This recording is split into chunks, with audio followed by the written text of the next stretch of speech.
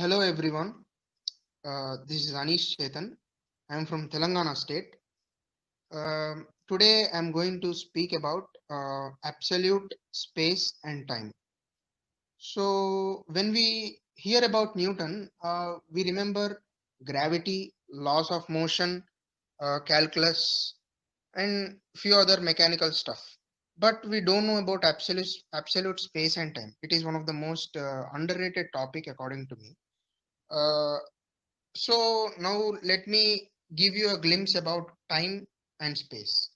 Time and space are hard to define with precision, but they can be experienced. We ought to distinguish two meanings of above notions. One is absolute, true, and mathematical. Second is relative, apparent, and common. Now, let me talk about absolute space and time because there are many interpretations regarding this subject. Some people think that by referring all motion to a single body or frame, this body can be regarded as absolute. According to Newton, this is incorrect because motion relative to a body will be absolute if and only if the body is at absolute rest. The mere act of referring all motion to a single body does not place the body at absolute rest. Now I'll discuss about absolute rest later on in this presentation. Now let's move on to absolute space.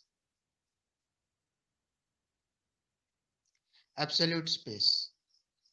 Absolute space in its own nature without regard to anything external remains always similar and immovable. A volume element of absolute space is not movable. A volume element of one space is not numerically equal to volume element of other space.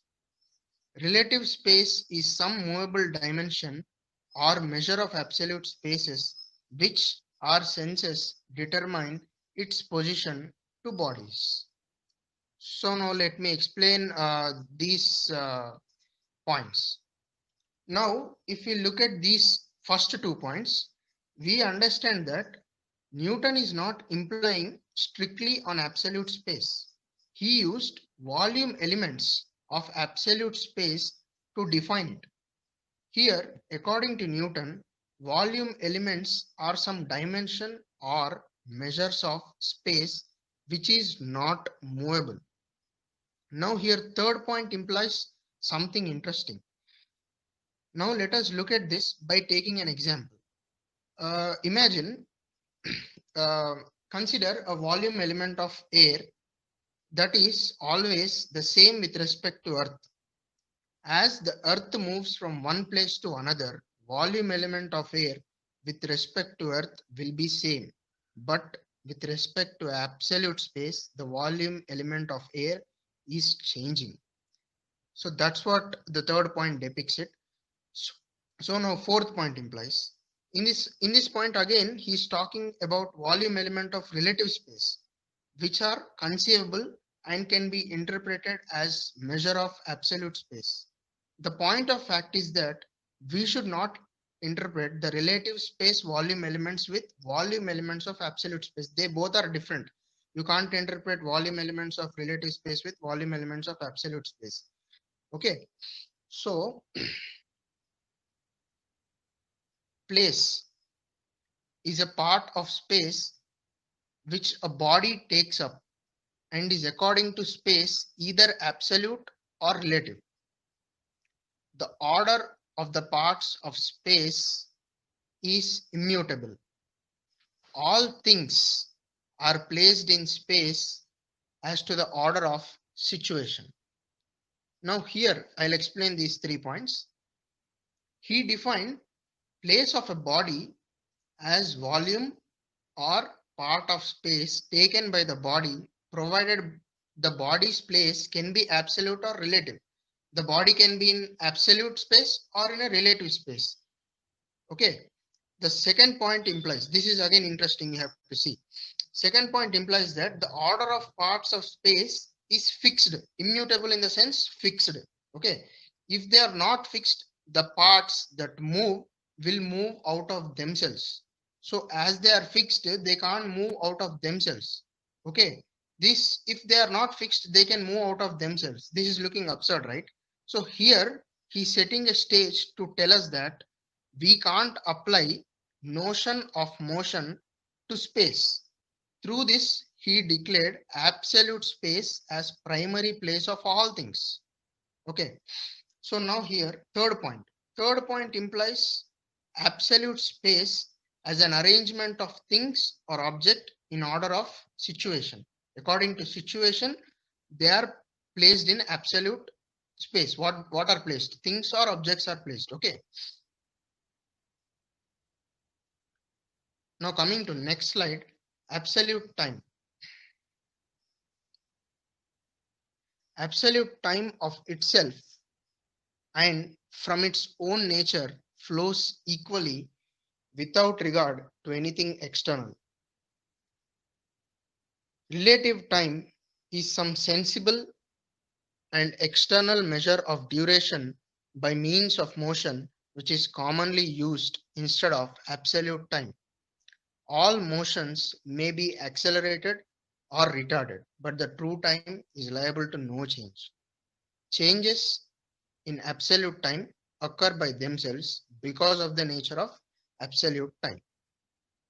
Now here again, the first point, the first 2 points, if you observe, Newton here advocated two meanings of time. One is absolute, first point is indicating absolute, second point is indicating relative. Absolute or true time changes without regard to anything external. In contrast, relative time does not change, but it is some measure of duration by means of motion and is used mostly in place of absolute time.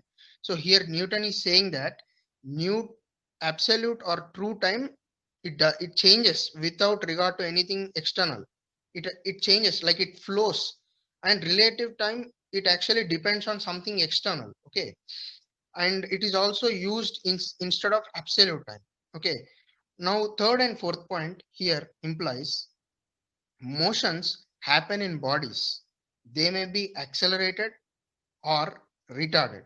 This may change uh, relative time, but true time does not change with external measure. Okay, I said in the previous point, right? True time does not change with external measure, but relative time changes. Okay, because changes in absolute time occur by themselves. Why? Because it is basic instinct of absolute time. You can't change it. It's the instinct of them. Okay,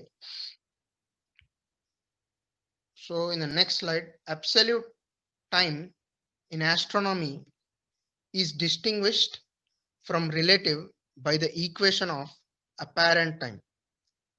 Now, the second point, the order of the parts of time is immutable. All things are placed in time as to the order of succession.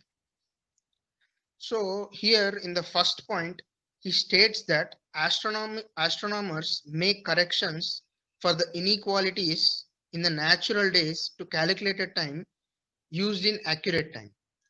Okay, astronomers use some kind of inequalities to change relative time to make it as absolute time. Okay, so the 2 points, the second and third point again are the same from absolute space, but here also they depict something beautiful. Second point implies that the order of parts of time is fixed. Time is also fixed. They are if they are not fixed, the parts that will move out of themselves. Okay, again, this is absurd. So here he is considering absolute time also as primary place of all things. Okay, and from the third point you can understand that uh, absolute time as an arrangement of things or object in order of succession. Okay, by this we can conclude that Newton is regarding space and time as separate entities. It's not same entity as considered by Einstein, but he considered space and time as separate entities. Okay, they are different. Okay, so now changes in absolute motion. So before speaking about this slide, I want to describe a few things about absolute motion. Okay, um, now we can determine absolute motion by knowing a body at absolute rest. Okay, how to know whether the body is at absolute rest? I said you right in the first slide. I'll talk about absolute rest in the later part of the video. So you can now listen to it. You can understand it very easily. By this, you can understand how changes happens in absolute motion. So by the above slides of absolute space, we know that absolute space is defined as the standard for defining rest but not for motion. So to know whether body is near us is at absolute rest or absolute motion, we should actually check this body with respect to another body in absolute space. This another body in absolute space should be at absolute rest or motion. Okay, so let me give an example. You imagine now. Let us consider a body named A, which is in some part of space. To know whether the body A is in rest or in motion, we should check the body A with body B, provided body B is in absolute space and it is at absolute rest or motion. By this, we can say that A is at absolute rest or A is at absolute motion. If body B is moving in absolute space, so here if we consider A with B, and if it is also moving with respect to that, we can say that A is also moving with absolute motion.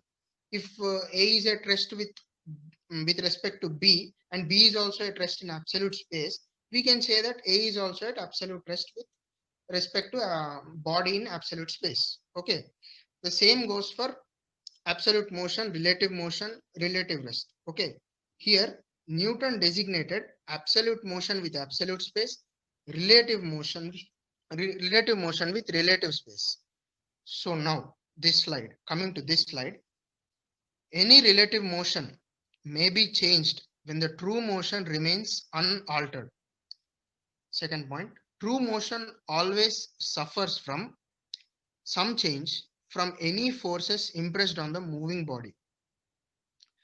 With this, the relative position may be preserved.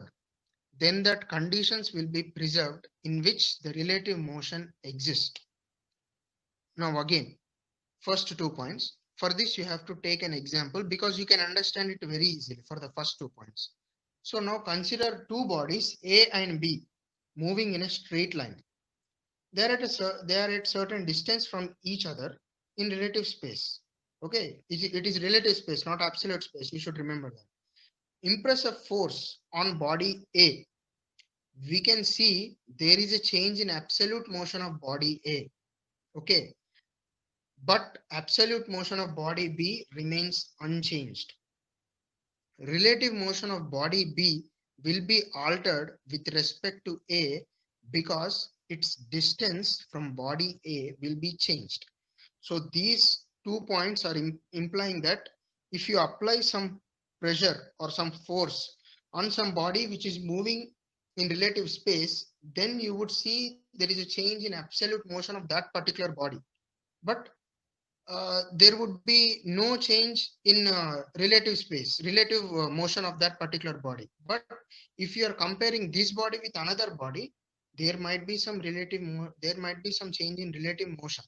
Okay, and coming to third point, absolute motion of body A is always altered by impressing force on body A. But relative motion of body A is necessarily not changed with respect to body B because anyone can impress equal force on body B to maintain its position relative to body A. With this, relative position can be preserved by impressing equal force on two bodies. So now here you have to understand if two bodies are moving and if two bodies are given equal force at the same time, then you should understand that their absolute motions would be changed, but their relative motions won't be changed because you are impressing equal forces on those two bodies. By this, you are preserving relative position of the body. Okay, so their relative positions won't be changed.